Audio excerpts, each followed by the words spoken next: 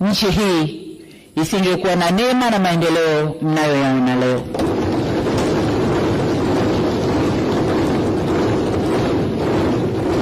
Hivyo ni wasihi sana wanangu vijana wa Tanzania, nchi hii ni yenu. Kwa shida zozote zile zinazowakabili, msikubali hata siku moja kushawishiwa kuichoma nchi yenu wenyewe.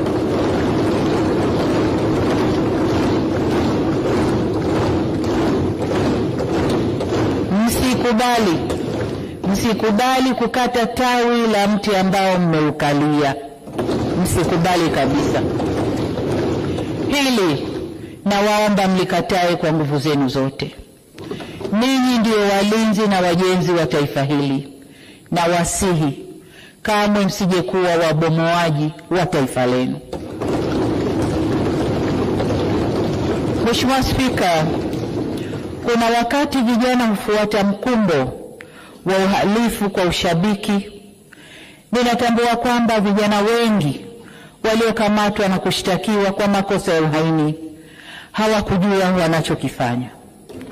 Nikiwa mama na mlezi wa taifa hili, ninavyoelekeza vyombo vya sheria na hasa ofisi ya mkurugenzi wa mashtaka kuangalia kiwango cha makosa yaliyofanywa na vijana wetu. Kwa wale ambao wanaonekana walifuata mkumbo na hawakudhamiria kufanya uhalifu, wawafutie makosa yao.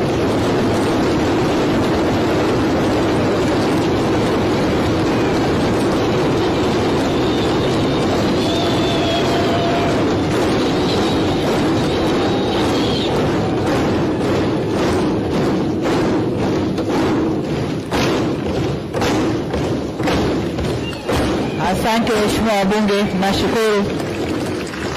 Waheshimiwa wabunge, ukiangalia klipu zile za maandamano, unaona kabisa kuna vijana ambao waliingia kwa kufuata mkumbo.